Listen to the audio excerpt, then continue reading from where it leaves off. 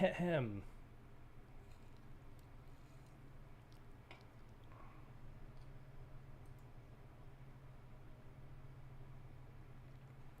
Last time I got on here, my stream was shut down by people that didn't want me to expose wrestling's dirtiest, most confidential secrets. But I'm back on here again, and hopefully I'll be able to do that. My name is Dan Miller, Dan Miller's Entertainment Creation Studio of Texas and of Royalties International down here in Texas. And I wanted to expose some things to you.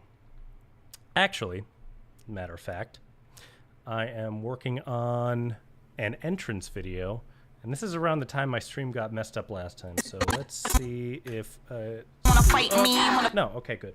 So I pretty much wanted to get on here to talk a little bit to the producers, directors, bookers, some of the wrestlers about when videos come to a guy like me and you want to get promotional videos, you want to get entrance videos, you want to get any sort of media outside of a live stream, and what I'm pretty much looking for. So Charity King has come to me to work on her new entrance video, or Tron, as some people call it in the biz.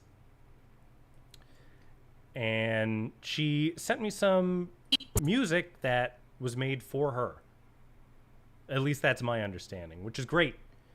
I try to encourage this as much as I can among wrestlers, because you never know when all of a sudden you're going to wind up on live TV, or you wind up working for a promotion that gets a lot of their revenue through Facebook, and they can't use a licensed song. And as cool as it is to have your favorite track used to hype you up to come out to the ring, sometimes that's not always going to be viable, and you could get copyrighted. And look what just happened on the AEW show.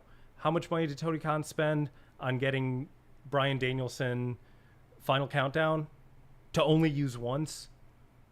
But he bought it for perpetuity uses, and he had to spend, what was it, like 6 figures to get that one song.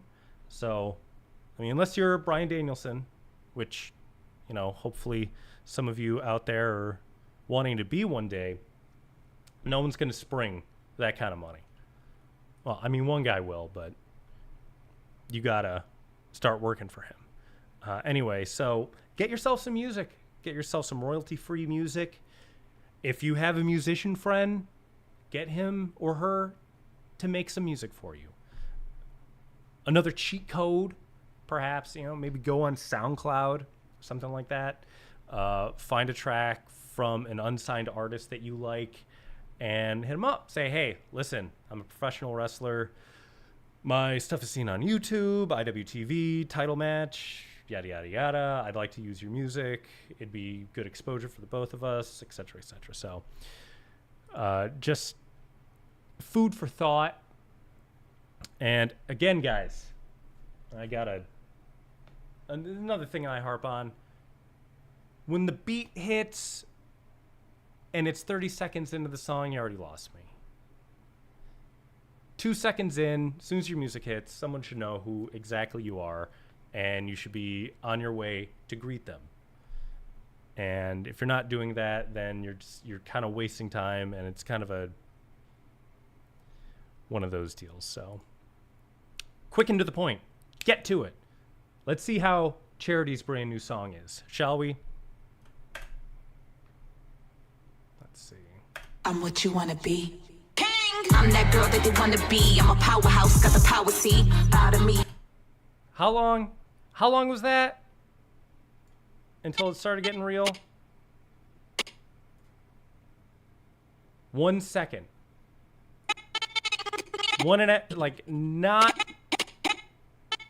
Almost 2 seconds. Almost 2 seconds. King coming out the curtain. It's not hard, folks. It's not hard. Can I share this? What's the link? I've never live streamed before. I just want to expose wrestling secrets. That's all I want to do, is expose wrestling secrets.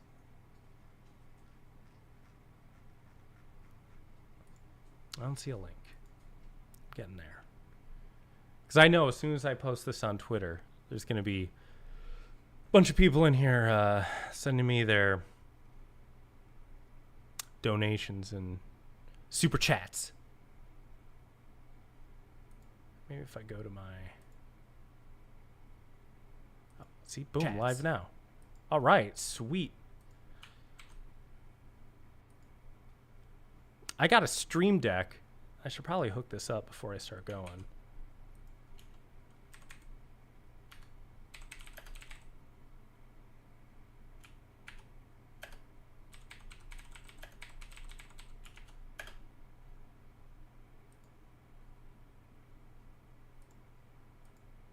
Nice. All right, so to get to it, I started working on this a couple days ago, and I was going through some footage, and some errors that I see a lot of times with independent pro wrestling production teams started cropping up. So I just wanted to get this on record as I continue to work on this project here. A lot of the entrance videos that I do, pretty much the name, a background, I'm that girl that they want to be. I'm a little bit of powerhouse, got the motion. power, see. Bow to me, that's the policy. Bow to me, that's the policy. WWE, AEW, that is a lot of what they have right now. Or it's just the name. And you see the name, and you hear the song, and that's it. Which is fine. But a lot of folks, they come to me and they're like, man, I remember that old Stone Cold Steve Austin, or it'd be his face, stunner, music hits, snake, right in your face. And that's what Charity came to me with. So she sent me her new music, and I've been going through some of her past matches over the last couple of, I'm going to mute that, through the past couple of months. And I just kind of want to show you my thought process when I'm putting together something like this. I went through this match already. Look at Joey's tights. Beautiful. It's like a 2023 version of Zubaz. That's just out of control. I love it. So she had a match with La Ninja at Contender Series 18. So I'm just gonna... this was the potato quality one that I kind of screwed up. Hey, I screw up too. I screw up a lot. And this was one of the shows where I screwed up a little bit. But through the magic of what I do, I can make it look not half bad.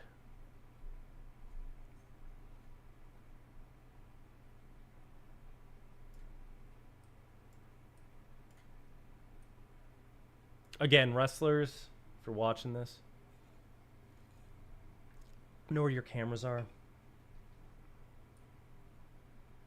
You want to get a highlight reel, obviously, at some point. You want to get on your phone and clip your cool moves. They can't get clipped if you don't know where the camera is. And oh, camera operators, listen. Professional wrestling. Let me give you the skinny here. The money, this is the money. This is the money. This is the money. I have seen so many shows where the floor camera operators, it's just back of the head, back, ass, boots, legs, no face, nothing. It drives me crazy because those are the shots that I'm looking for. And there have been times where I've been directing shows and I'm just throwing my hands up in the air because there's no shot, because the camera operators are focusing on kind of the wrong spots. And referees can be an issue too, and we could go over that later. For any young aspiring referees out there, or current referees who want to get better at their job. Man, kind of upset with that potato quality, but See, this is a shot that I'm looking for. Static, right on the face, big pose. That's something that you could certainly get into a video like this. I'd gone through some earlier matches. Let me just show you what I have here.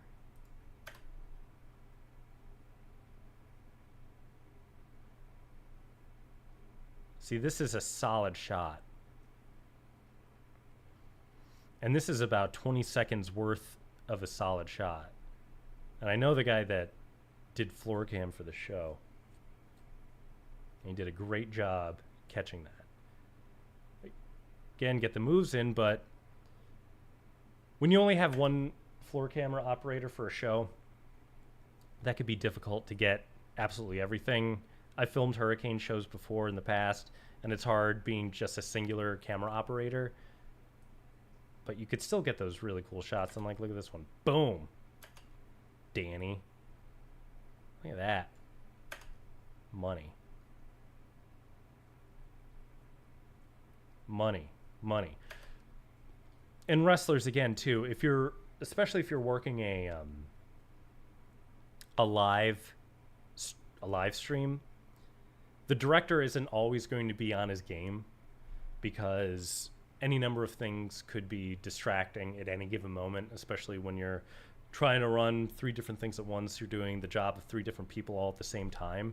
So if you find a part in the match where your opponent's down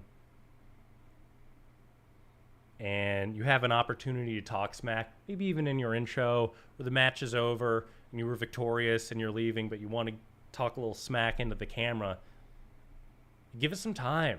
Maybe give it a little bit more time than you think is appropriate, because you want that shot yelling right into the lens of the camera. But if the director's not on his game, he's not going to hit that button that you need. And you're maybe only going to get a split second of it. So for guys like me, when you want maybe 5 or 6 seconds of someone yelling right into a camera for a video like this, and I'm only able to get 1 second, kind of sucks. Same thing for the camera operators. If you see action going on right in front of you and there's something else going on maybe in the middle of the ring, that's what hard cam's going to get. Get the action that's right in front of you and stick on it until it's over, and then you could go back to your position. Anyway, so I'd gone through a couple matches. See, that's good. That's good. I like to scrub pretty much like so. What was the Rush Chanel match? So the way that I do this, and I know it's the wrong way, I didn't technically go to school for this, so I plop everything down in a timeline. And when I see something that I want to take, I just cut it on either end, pull it up, and I close the gaps later on. I know some people like to do it in other windows. I do everything in the program window. I'm a pleb when it comes to that. I don't like to capture lower thirds. I also don't like to capture bugs. These things are called bugs. So chances are I'm probably going to increase the size of that. Maybe even move it a little bit so you don't see it. And just focus on the star. What was I saying before? This is the money. This is the money. This is the money. Camera operators. Money.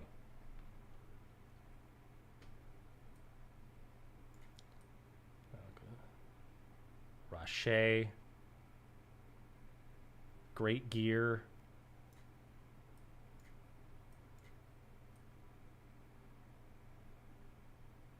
Let's get this match started. But before we get this match started, guys, gear. Guys, entrances. Listen. When you're coming out for your entrance, you have the sole attention of everybody in that building. And that's the only time you're going to have the sole attention of everybody in that building, because when your opponent comes out, they might not always be looking at you. They might be looking at them. They might be looking at some jackass that's in the audience, too. You never know what could happen. People friggin' look at their phones during matches, which is incredibly rude. But I digress. Use everything that you can in your entrance to engage people. Your video, your music, your gear, your mannerisms. All of those things can help you express yourself, help you express who you really are. If you're just using one of your favorite songs that I used to listen to this all the time when I worked out 5 years ago, it might be a great, cool workout song that gets you hyped up, but if it doesn't correlate to who you are, if it doesn't represent you in some way, it's useless. It's stupid. Don't do it. And especially if it takes 30 seconds for the beat to drop, and then you come out and everybody knows who you are already. Like, we want to see you. Anywho, moving on. So let's go through this match. Charity on top, big power moves. I always like to copy, grab power moves like that. That's definitely going in. Cut it on either side, bring it up. I like to color code as well. Scrubbing matches. Something that was like 7 or 8 minutes.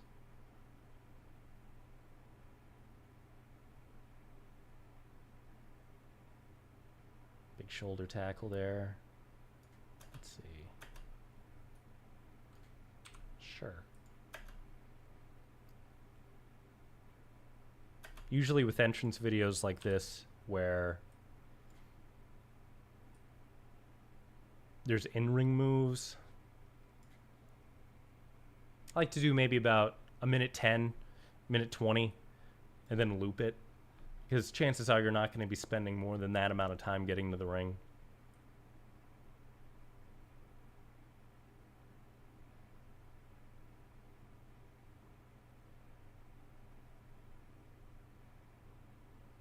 Oh no. The combs. The comb treatment. Even the ref got it. He needs it too. Refs, man, shower. He needs a shower cap.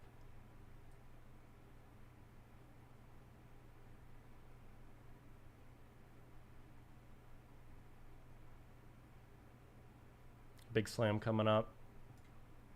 Big side slam, boom. I'm taking that. I already took that from before. And it was around this time where I was like, man, I really need to get some of these things off my chest. Some of these secrets of wrestling that I need to expose. Fisherman suplex in there. Big moves, talking to the camera, doing this, making expressions.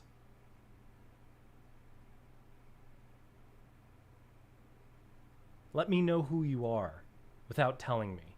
Show me. Don't tell me, show me. Yes, I did go through this match. Big slam, kick out. Even that. I was going to get 2 or 3 seconds in the video. Absolutely. So,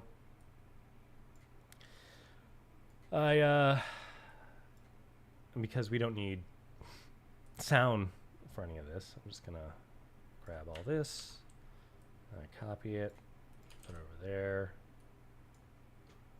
I should know the hotkey for close gap, but I don't.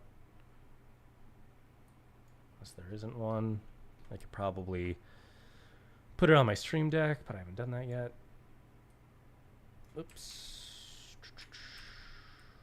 So, here we are. All right. So this is about, let's see. Da, da, da, da.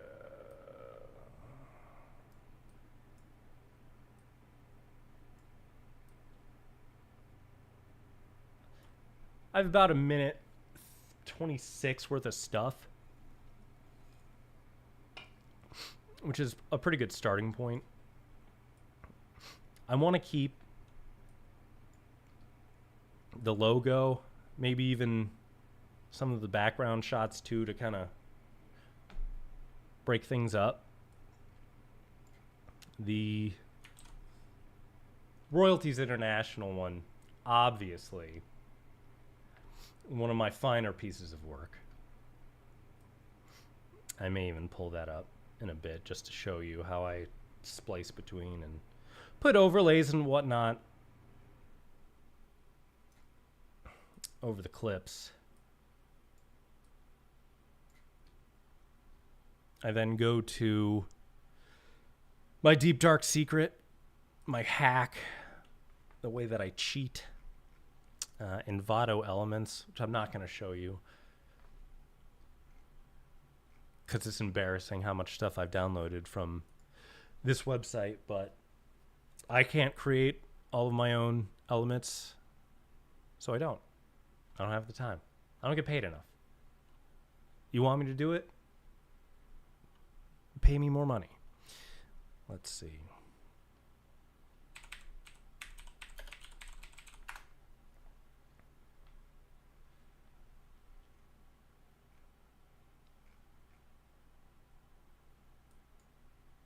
It's easy to find glitch, grunge, anything that would on the exterior seem to damage the source material. Retro overlays, VHS lines, stuff like that. It's all easy stuff to find, and there's a lot of it too. An abundance, so to speak. Video distortions. I've been getting a lot more comfortable with using After Effects. So some of my more recent work has been After Effects heavy. Dust and scratches. And you'll see this in WWE video packages as well, because I think the psychology of it is they want to differentiate from the live program and what's been recorded in the past. So around the edges, you'll see the outlined, you'll see a border, multicolor, moving, abstract colors, abstract geometry on the outline. And it kind of signals to the viewer that this was recorded in the past. This isn't live right now. It's a way to stylize whatever type of video package that you're working on. Where are the super chats? Where's my money? I was told this was easy. Luxury overlays. Let's just download this. Where's my charity cane? Charity cane. So, AE and Premiere Pro. Is it Mogerts? I don't like using Mogerts. I used to use Mogerts a lot in the past. And even though I have a pretty bitchin' system, it slows my stuff down. By the way, this is not intended to be an entertaining stream. At all.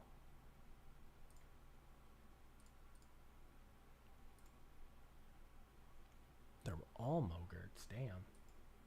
So let's see how this works. I am just going to drag and drop this into my Premiere Pro.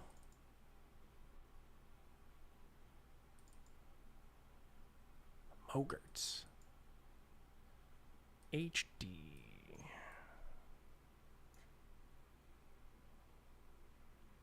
I'm not even sure how this is supposed to work. Can I even do that? What are they called? Premium? Overlay 1 HD. Okay. So what the fuck? The heck?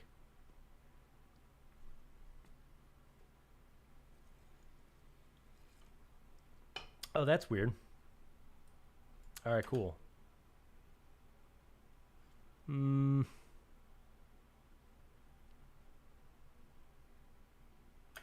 don't know. If you thought video editing was fun and that it wasn't a lot of hemming and hawing and clicking and going through websites to find the perfect sound effect or overlay or what have you, it's a grind. It's its own boring grind. Oh, these are all kind of the same. Damn. Let's do this one. And we'll do it just for this video clip.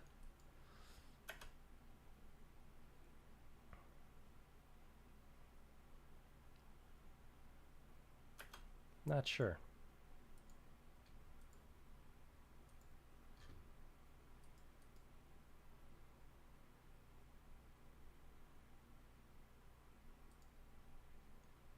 Also, what they do, the big guys,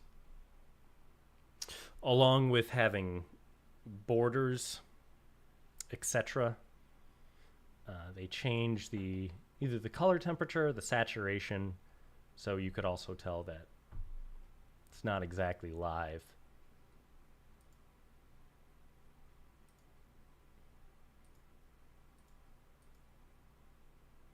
Where are my LUTs? There they are. I have about 1 million LUTs or lookup tables.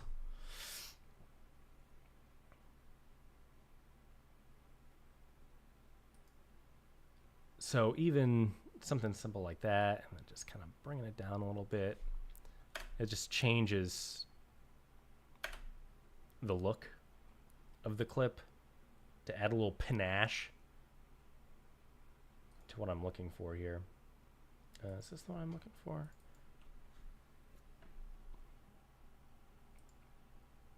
Particle colors. I'm going to want to have these match her gear. Do that. And this more of a gold. Ugh, no. No, no, no, no, no, no, no, no, no. We'll just do a different tone.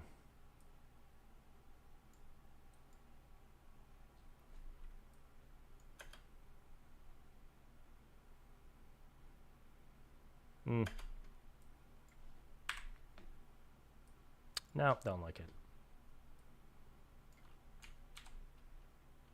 This was probably going to take way too long for me to actually go through the monotony of trial and error for some of these things. So what I'll do is I will bring up a finished product so I can kind of break that down for you. I had a lot more complaining planned.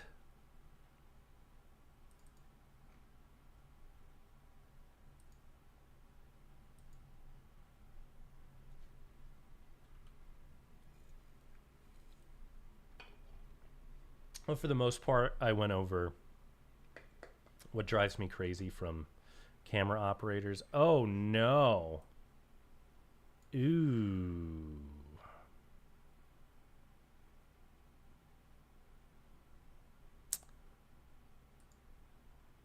I think I know where this is supposed to be. Shit.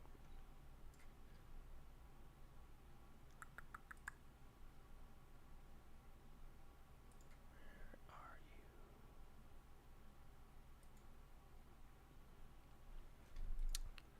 Captivating stuff here.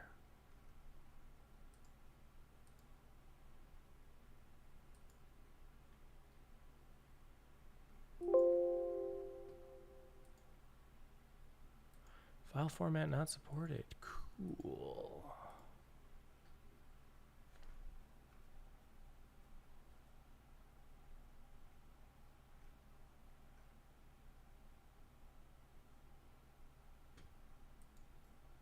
Well, damn. Are they straight up just not going to be there? All right, this all works. So, I'll just put that down a little bit. So, logo. Made my own logo. Took about a day. Worth it. Do everything yourself. You'll feel more ownership of your own stuff. It's a rewarding feeling.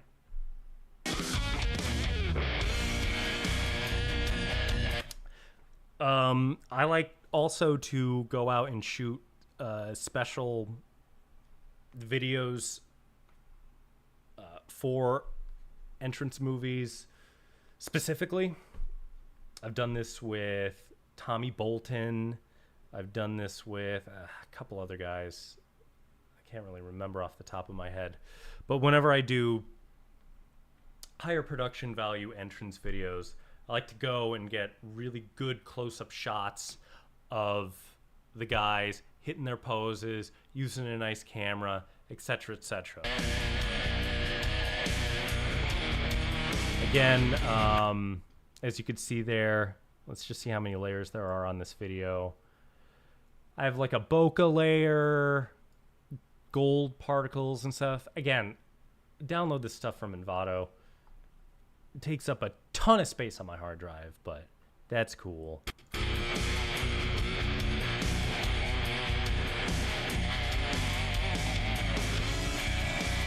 And then this is where I splice in some big moves. So I gotta go download or capture shows, go to matches that I need, look for the certain moves that I want. So just finding that move, it may have taken 15 minutes altogether. So you have to go to IWTV, or if you have access to the raw files, going in there, scrubbing through the whole show, finding the spot that you could, unless you remember where it was in the match, if it's really recent. But generally speaking, when I put these together, I like to use a combination of maybe 4 matches. And that's usually enough to get everything that I need in there. And luckily for Charity King here, that was the right amount.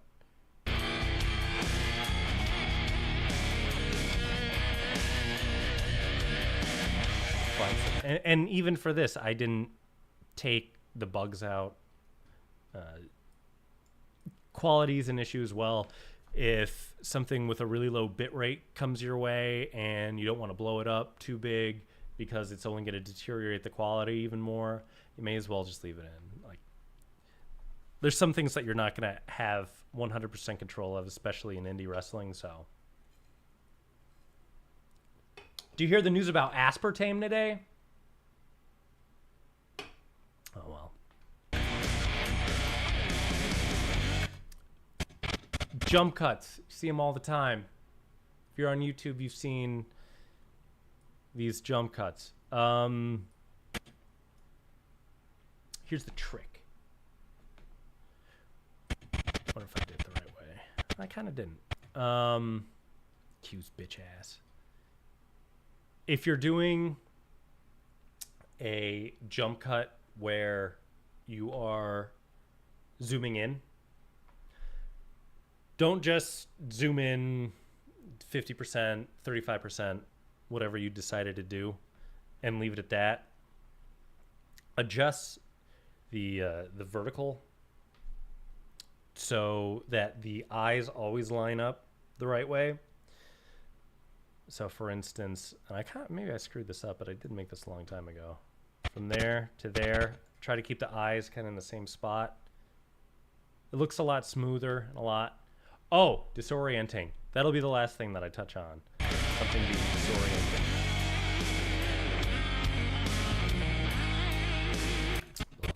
Blah, blah, blah, blah. different overlays, grabbing different shots, and even for this last bit where the music ramps up a little bit before going back into, I guess, the chorus of the song. Kind of a lot of beats, so I try to hit the moves on the beats coming up, as you're going to see. Bump, bump, bump, bump, bump, and then back into it.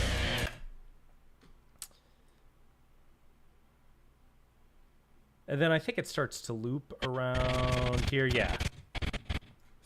53 seconds. No one ever notices. It doesn't matter. So if you could have 55 seconds, 1 minute, minute 10 of your best stuff, that's all you need for an entrance video. And just put a little time. If you're doing it yourself or you're sending it to me, take that time. It's worth it. It's worth it. It's worth it to take a little bit of time into something that is going to cost less than your gear, that everybody's going to see, that is going to give people who may have never seen you before a glimpse of what's to come, a glimpse of who you are, etc. And finally tonight, and I'm going to go back into what I was talking about before with some of the camera people. This isn't a good spot. Okay. Let's just take it to like the show. All right. No. The show. Guys, 180-degree rule. Do you know the 180-degree rule? Didn't think so. So this right here is the 180-degree rule. Learn it. I want to get the dictionary definition for you, so I say it the right way. Two characters in a scene should always have the same left-right relationship with each other. Do you understand? If you have the front cam, the hard cam, and two roamers, boom, boom, they should always stay behind this line. Now, there's always exceptions, but the flow of the viewer, the viewer's visual flow, should always be forward. Always be forward. This is to not confuse the viewer. And I don't mean that if the camera's over here, the viewer's just going to start scratching their head like an idiot. They might.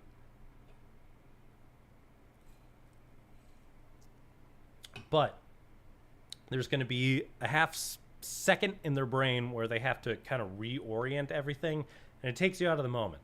It's not easy to watch. It's difficult to watch. I've seen how many numbers of independent wrestling shows I've watched where the roamer is just all over the map. There's two of them, and they're on the backside of the ring. They are in the worst, in the middle of the ring, staring at each other. And the camera switches from one side to another, and it's very disorienting, and it's difficult to watch. And the last thing you want is your wrestling match to be difficult to watch, right? Especially if you're a wrestler and you hit a sweet move that you just know is going to get clipped, but the camera guys were in the wrong spot, and it looks like dog shit. And you're like, oh, damn, I'm going to have to try that again next weekend. And then you wind up breaking a bone in your arm, and you can't wrestle for 6 months because you wanted to hit that move again, so it gets captured right, but the first guy screwed it up. Anyway, so the relationship between the two of the wrestlers should always remain the same.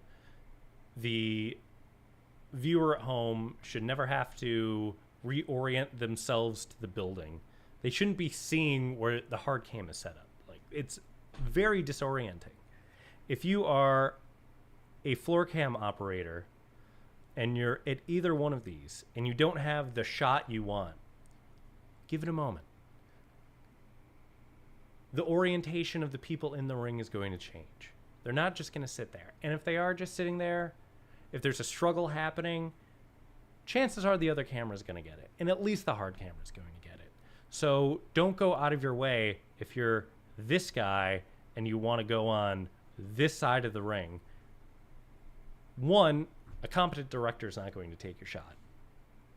Two, if this guy starts screwing up and for whatever reason the hard cam doesn't have a shot, because sometimes ropes get in the way, it happens, then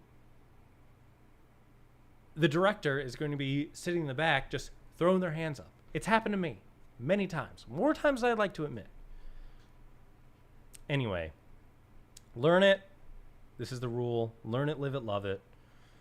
If you're a floor cam operator, what I always tell my guys is that post where the turnbuckle is closest to where the hard camera is, that is a magnet, and you are made of metal. And if you get far away from that, just remember it's going to pull you back in. It's going to pull you in. So you stick to your zones so as to not mess with the viewer. Anyway, did I get any viewers? I had no chat. This is stupid. Why am I doing this? I should have just listened to the original OBS error in the beginning of the stream that kicked me out in the first place. Anywho, for the betterment of the business. Yes. Anyway, I hope you all enjoyed. Perhaps I'll do some gaming. I don't know.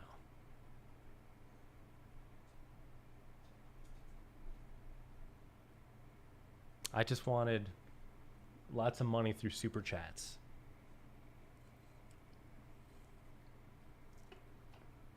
Do I have to get on Minecraft? Do I gotta boot that up again? Build a cool house? Do I gotta get sound effects on my soundboard? There's only one sound effect that I need.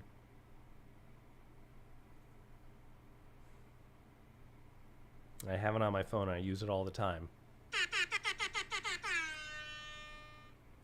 Very important to have. Well, anyway, thank you to the 2 people that watched. I will be signing off right now.